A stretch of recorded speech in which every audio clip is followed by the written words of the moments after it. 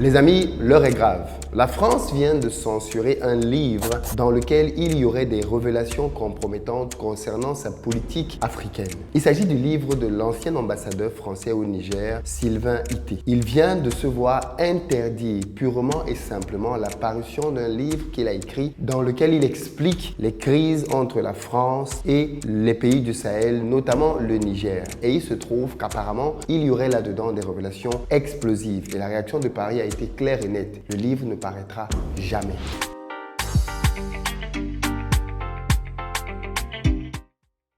Salut à toi, bienvenue sur ma chaîne, moi c'est Philippe Simon et ici je te parle de business et de développement du continent africain. Donc si ce sont des sujets qui t'intéressent, je t'invite à t'abonner.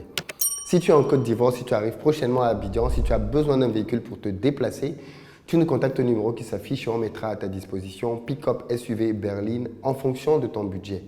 Pour ceux d'entre vous qui cherchez plutôt une maison pour vous, pour votre famille ou alors comme un business qui va vous rapporter de l'argent, sachez qu'on construit de très belles villas duplex à Bingerville qui sont disponibles à partir de 41 millions de francs CFA en gros œuvre. Si vous cherchez plutôt un espace de travail, sachez qu'on a un coworking qui met à votre disposition des salles individuelles, de groupe pour des réunions avec une très bonne connexion dans un espace calme aux deux plateaux, soit au centre d'Abidjan. Et puis enfin, si vous êtes chauffeur Yango et que vous voulez gagner un peu plus d'argent, contactez-nous au numéro qui s'affiche parce qu'on a une offre à vous faire. Afin de bien comprendre la gravité de la situation actuellement en France autour de Sylvain Ité, je vais vous lire un article écrit par le Maroc diplomatique qui s'intitule « Le Quai d'Orsay interdit la publication du livre de Sylvain Ité, ancien ambassadeur de France au Niger ». Il est écrit dans cet article que l'ouvrage qui devait sortir le 15 janvier 2024 contenait des révélations explosives sur la crise politique et sécuritaire qui secoue le Niger depuis le coup d'État de juillet 2023.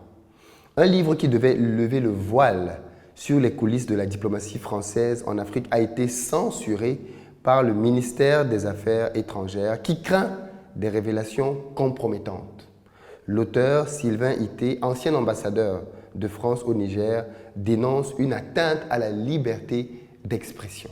Le livre de Sylvain Ité, intitulé « Au cœur de la diplomatie française en Afrique », était annoncé comme un témoignage inédit et passionnant sur les relations entre la France et le continent africain à travers le prisme de son expérience d'ambassadeur au Niger.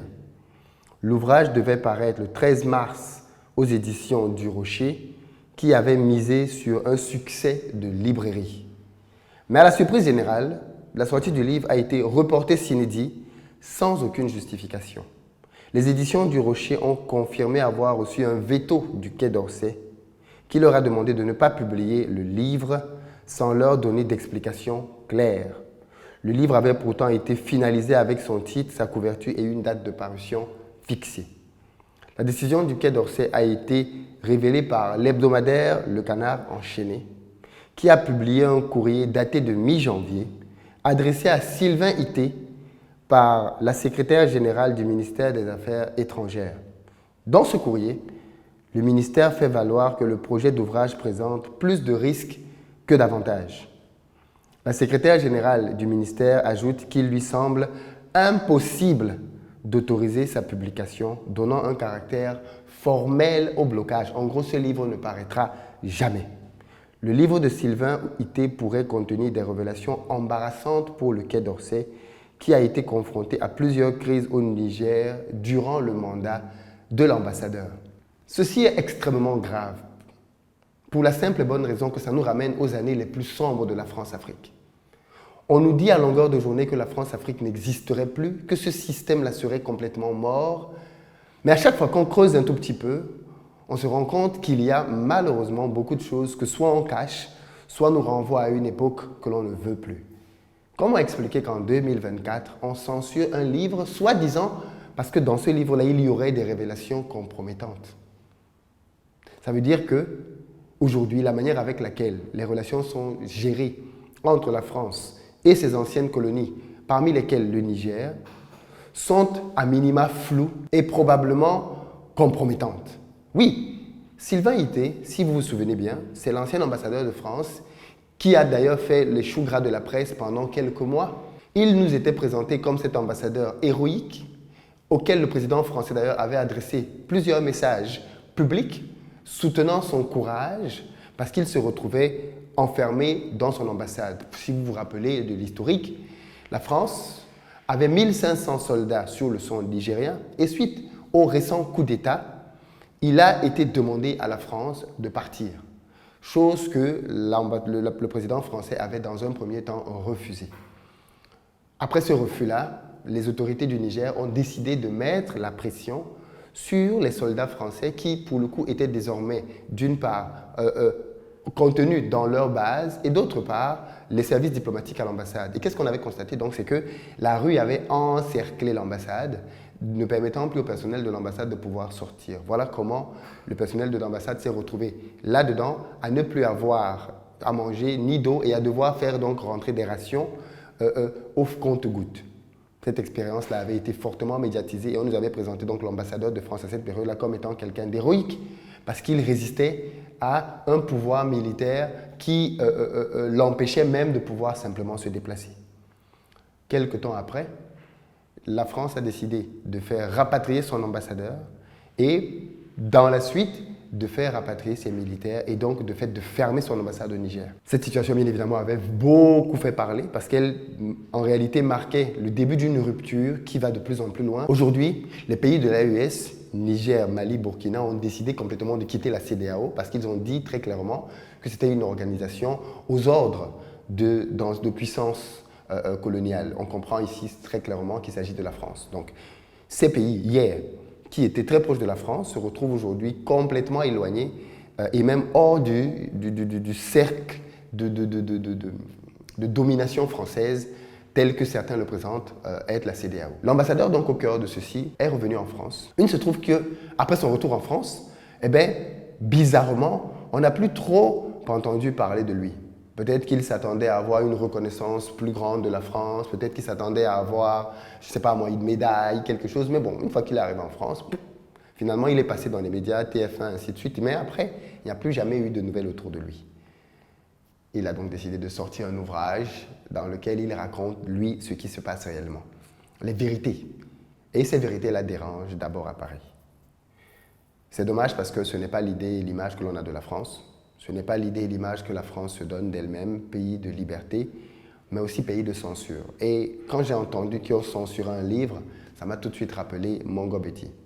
Mongo Betty, c'est un écrivain camerounais. Pour moi, c'est le plus grand écrivain camerounais de tous les temps, et probablement l'un des plus grands africains, qui a écrit une série de livres dans lesquels il dénonçait le colonialisme français. Il expliquait dans les détails comment se comportait le colonialisme français en Afrique et notamment au Cameroun. Et il a donc écrit un livre incendiaire, même bas sur le Cameroun, parce que dans ses autres livres, il romançait les scènes. Il pouvait raconter par exemple la corruption en romançant cela. Dans Même bas sur le Cameroun, il a décidé d'écrire avec les noms, en donnant les noms au Cameroun, les noms en France, et en décrivant très clairement comment ces personnes-là étaient en train de mettre main bas sur le Cameroun. Il explique comment le colonialisme français avait, au travers des entreprises françaises, dépouillé le pays de toutes ses ressources, le cacao, ainsi de suite. Tout était clairement ressorti du pays et des miettes restaient pour le peuple camerounais. Quand ce livre-là donc est sorti en 1972, il a été purement et simplement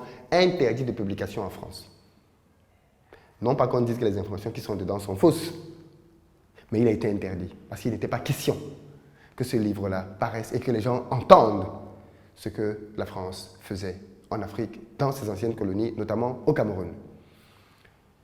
Par la suite, ce livre-là va être publié, mais dans une version révisitée.